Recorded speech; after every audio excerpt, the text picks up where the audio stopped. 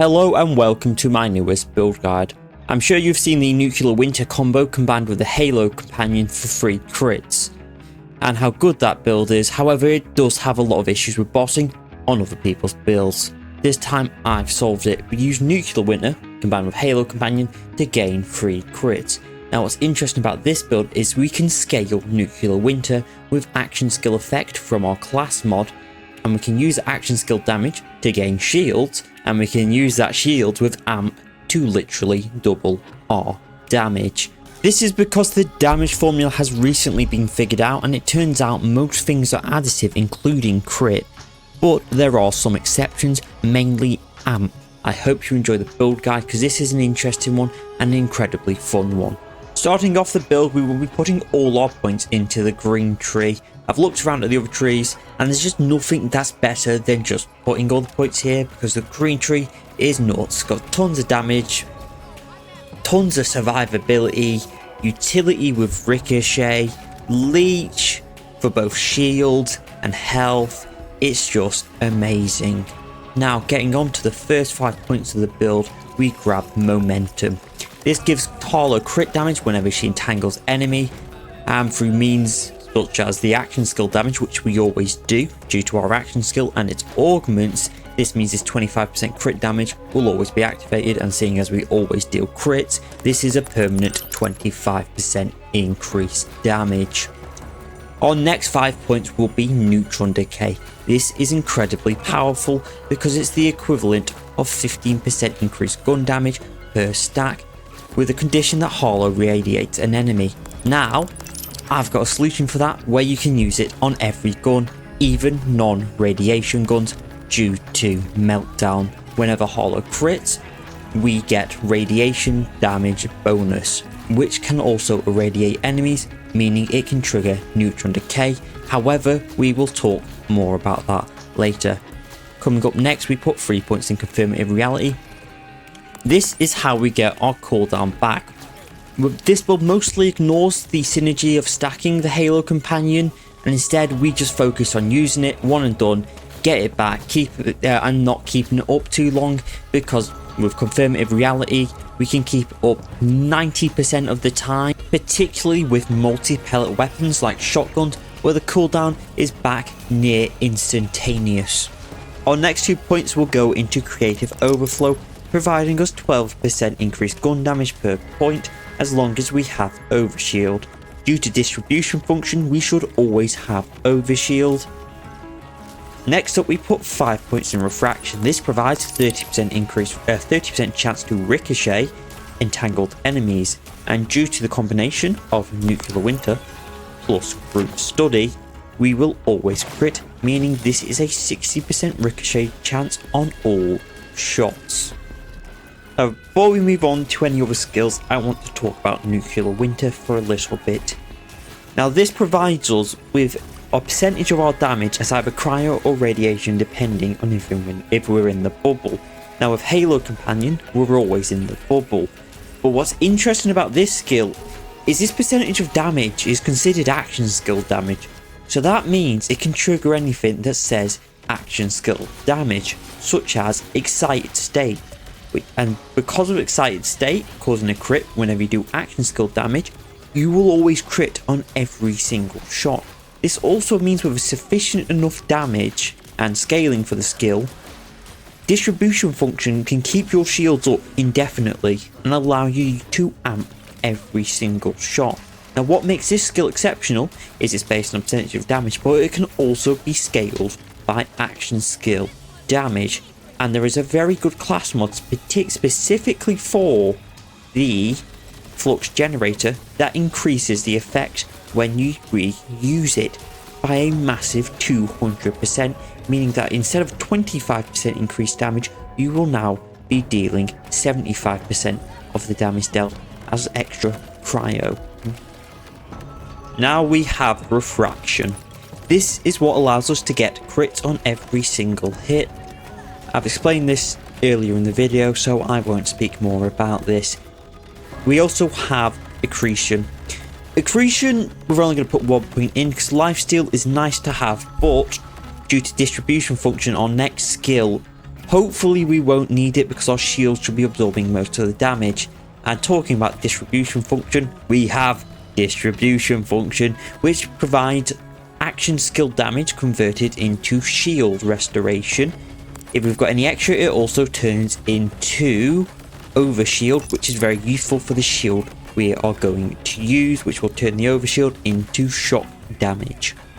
Group study is our capstone for the build, and it is incredibly important as this is what provides us the guaranteed crits alongside nuclear winter and excited state.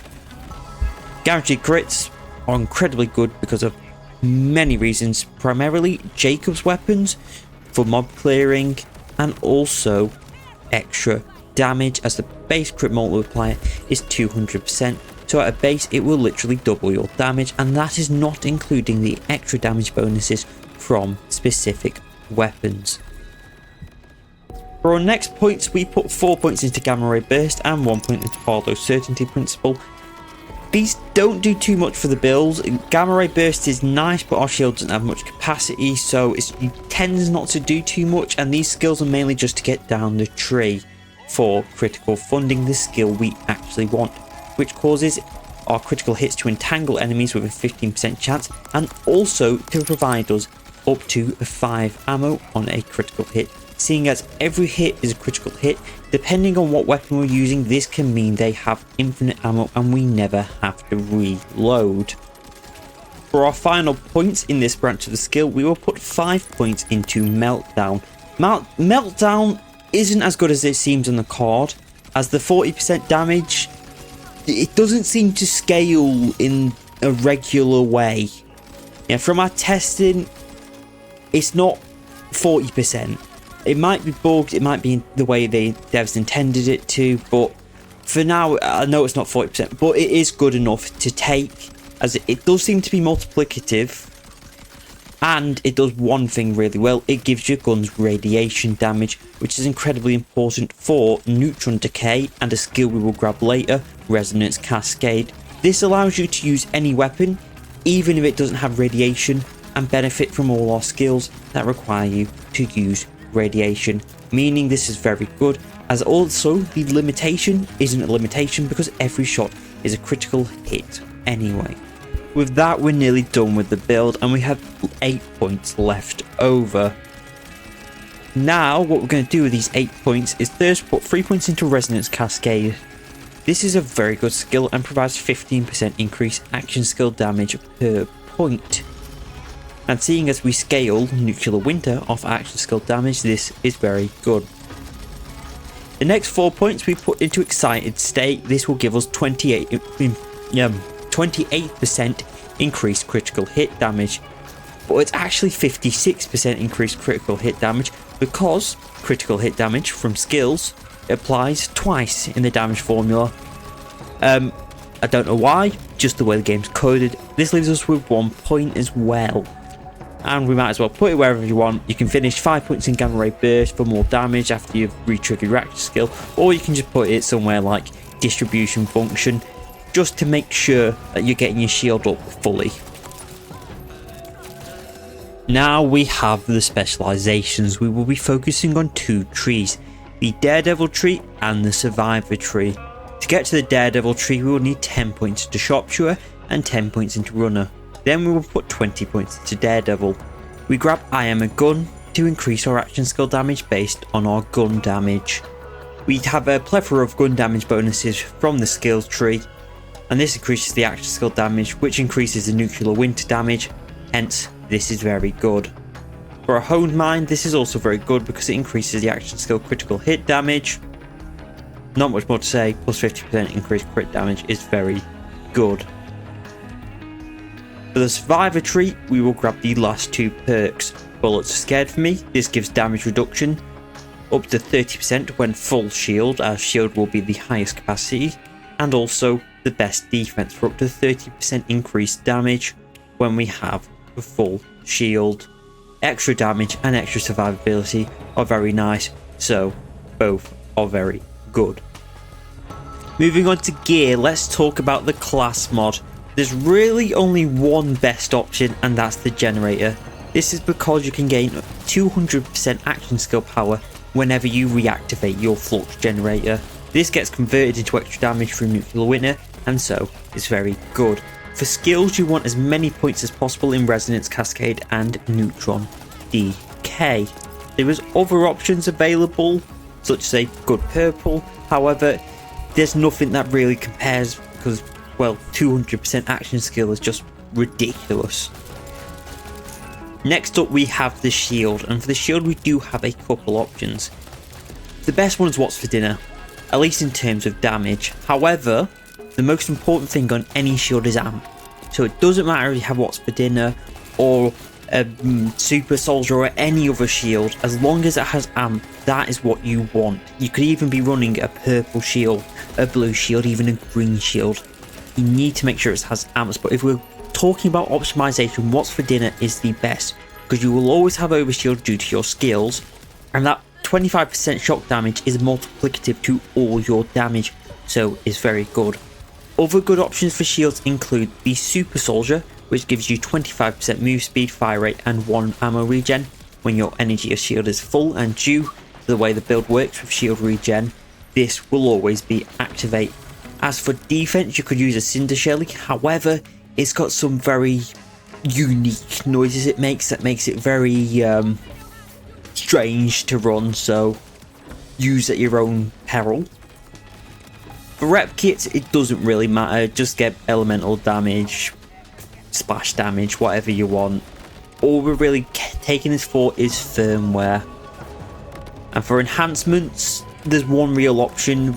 Of course it depends on what weapon type you're using, but we tend to use a lot of Jacobs. Guaranteed crits means guaranteed ricochets, and because we've got guaranteed ricochets, we want to increase it by 1. As for effects, gun damage is best because gun damage on enhancement is multiplicative. However, specific weapon types are also multiplicative, so just take what's best. But it really just depends on the gun. Ordnance, usually I ignore Ordnance, but in this situation, I'm going with Bottle Lightning. Because it hits multiple times, it can restore ammo with critical funding, meaning if you use it in the correct way, you can have infinite ammo with your Ordnance. As for drop locations, the heavy ordnance can be obtained in the Vault of Origo, just here on the map. So can the shield, what's for dinner. The super soldier can be obtained in the Humble Foundry after killing a Vile Lictor. The class mod can also be obtained from Vile Lictor, just here in the Humble Foundry. As for the Cinder Shelly, this can be obtained just here on the map from the back half. The first gun I will be talking about is the Rowan's Charge. This is a unique Jacobs assault rifle that has the effect of refunding 2 ammo on critical hits and always coming in torque stickies. This is good for the build mainly due to the refunding ammo, as the stickies are kind of counterintuitive because they'll eat the amp up but they won't do enough damage to refund your shield. However, having infinite ammo is incredibly good, so this is still a good option, particularly for mobbing. For bossing it does fall off. This gun can be obtained from Directive O in the Terminus District of Dominion, just here after completing the Animal Resolve bunker, just here on your. For our next gun we have the Rainbow Vomit. This is a Jacobs shotgun and I don't really need to say more. Because of the build synergy with Jacobs weapon, any unique Jacobs shotgun will work incredibly well, as the multiple pellets can get our action to go back really fast, and also due to being a Jacobs it will ricochet whenever you crit, and due to this build having crits whenever you hit, the gun will ricochet every single hit. But the reason we've chosen the Rainbow Vomit in particular rather than another gun such as the Hellwalker is the splash damage is incredibly nice for crystalline enemies, particularly the vile enemies that you have, because they're just incredibly annoying on any build. Vomit can just be obtained in Carcadia Burns after completing the Enter the Electi chain of quests just in the Grandstone of the Worthy over here.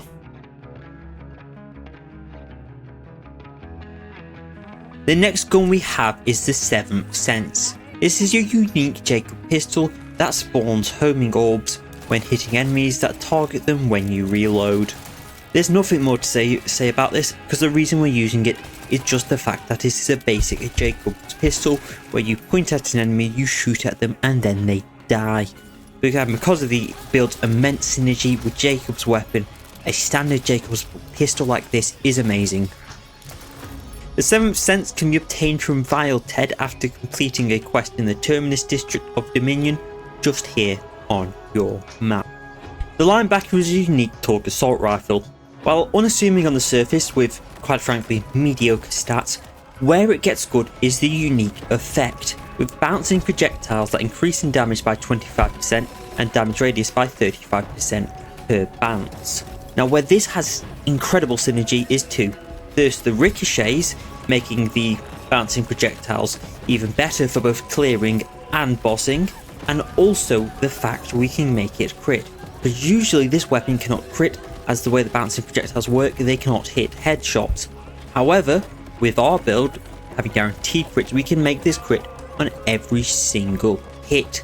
This is incredibly solid, particularly for mobbing, but it is no slouch bossing either, and it is incredibly fun to use, with a slight issue of killing yourself with it, but sacrifices must be made for such a powerful weapon. This gun can be obtained in the Terminus raids, just in the Cuspid Climb region, from the Skyspanner Cratch, just here on your map. For our final weapon, we have the Complex Root, which is a Mali 1 sniper rifle that has the unique effect of whenever you hit an enemy, this gun doesn't shoot a regular pattern, it shoots a square root pattern. Now what's good about this pattern is on giant bosses, this can hit multiple times through their hitboxes and do immense damage. And what's even better is this pattern is also ridiculous for mobbing, making it not just one of the best weapons for mobbing on this build, but in the game for any build. Particularly if you have the Jake Ricochet, you can clear rooms in a single shot from this gun as the projectile ricochets around, hitting multiple enemies. If you go down, you can get a second win by just shooting an enemy, and then its friend over there in the corner behind a pillar will go down and bring you back up. This is one of my favourite weapons in the entire game, and I highly recommend it for any build, but particularly for this build, as this is what allows us to annihilate bosses. This is what allows us to clear rooms. This is a ridiculous gun. This gun can be obtained in the Fade Fields, just from Mimicron over here in the Idolator's Noose region after completing the Tipping Point bunker. Thank you for watching, I hope you've enjoyed. If you liked the video, like, and if you want to subscribe, go ahead. If you want to leave in the comment any comments to ask any questions, it would be greatly appreciated, and goodbye.